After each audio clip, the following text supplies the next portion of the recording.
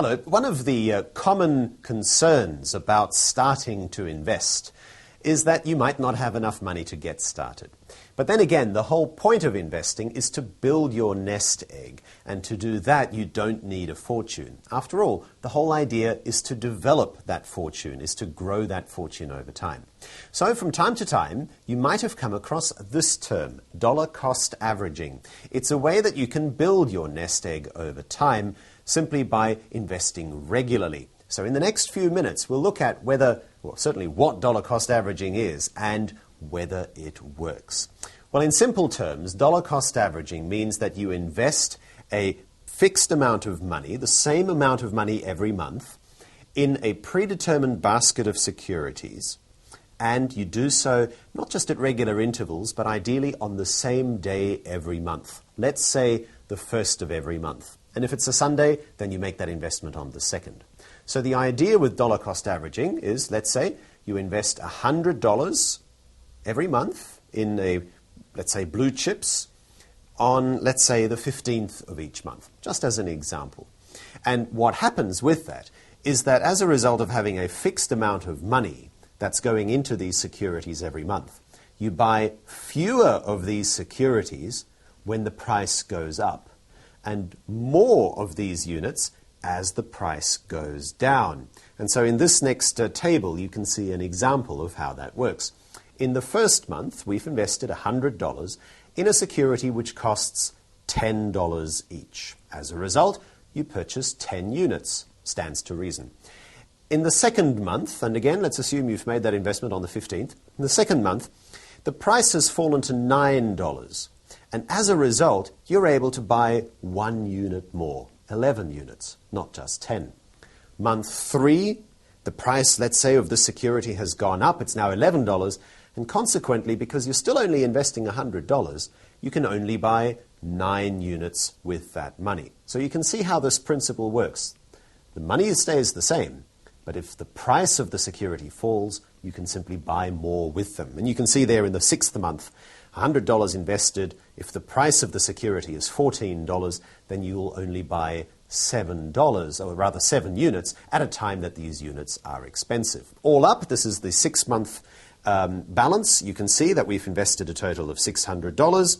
We've bought 58 units at an average price of $10.67. So we didn't buy them, or the average price isn't very low, but neither is it very high. And that's, of course, why all of this is called dollar cost averaging. So now that you know how it works, let's have a look at some of the benefits, but also some of the drawbacks. And by the way, in case this isn't already obvious, this isn't a recommendation for you to buy anything. This is just for informational purposes. So here are the benefits. And the key word in these bullet points is the word emotion. Because dollar cost averaging removes emotion from this process because your money is invested on the same day every month. As I said, the 1st of every month or the 15th of every month. There is no purchasing decision required. You simply decide which securities you buy at the beginning of this process. You don't have to make that decision again and again as you go through the investment process. Also, you don't have to time the market, so you don't have to decide when a stock is particularly cheap or expensive. And that last bullet point is also applicable to many people who simply say they don't have the money to invest. You do not need a lump sum to get started. As I say, $100 gets you in the game. So let's have a look, though, at some of the drawbacks, because dollar cost averaging is all well and good in theory, but does it work in practice? The first drawback is that you must be aware of commissions and administration charges that apply. Clearly, the stock brokerages that offer the service also need to make a living, so clearly they will charge you fees.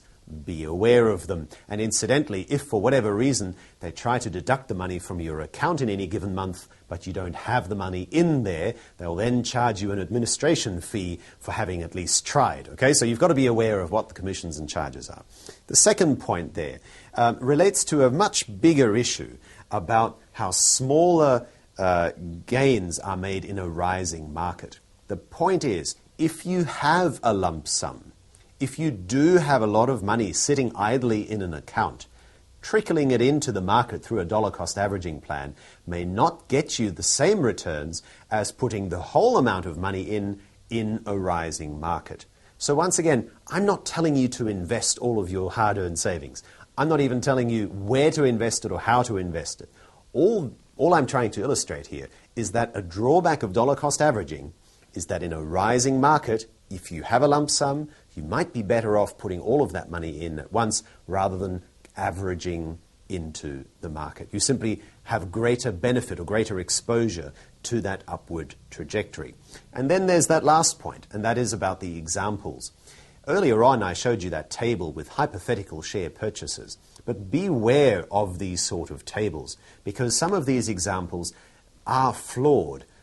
What I showed you was some fluctuations in the unit price, $10, $9, $11, $12, and $14. But the market may not move like that at all. The market might only be falling or might only be rising. So beware of the examples that some of the sales folks around town might want to show you as proof that dollar cost averaging works. So who should you be, or what sort of investor ought you be in order to potentially benefit from a dollar cost averaging plan? First of all, the key word is investor. You would not be dollar cost averaging if you are a trader who frequently moves in and out of positions. Also, that second point, it might be suited to you if you don't have a lump sum to invest. Third, the market is volatile and there's no clear direction. That might also be the time when you can say it's very hard to pick winning runs or losing streaks. By averaging into the market, you have a better chance of riding through that volatility. Then on the next graphic, you see there, if you're nervous about investing and you're not really sure as to which stocks to buy, perhaps those blue chips might be the best way to go, rather than going through the newspaper and maybe picking a few. Dollar cost averaging might also be useful for you if you don't have the time or the know-how to follow the markets, because after all, a dollar cost averaging plan is all predicated on the fact that you don't have to watch it. You don't have to make the month-to-month purchasing decisions. You would set this plan going, and depending on your financial advisor, you would then review that plan every 6 or 12 months. But you don't have to make a purchasing decision every single day. So that issue is removed for you. And then that last part, I guess that applies to most of us about being emotional in our trading decisions. The fact is that when the market is rising, we all feel great. And that's the time when we think we ought to be investing. When in actual fact, you would want to be investing when the market is down. As Warren Buffett would say, when there's blood on the streets. So for all of these reasons, there are reasons to consider a dollar cost averaging plan. And so again, no purchasing recommendation, but the next step, obviously, is to maybe talk to one of these guys, Phillip Capital, OCBC, or POSB, part of DBS, which all offer a dollar cost averaging plan. They might have more information, and they'll be in a position to give you the professional advice you need in order to decide whether dollar cost averaging is for you. And of course, you can also sign up to the See Us newsletter, where more such information as what I've just presented to you is also on offer. Thanks for watching.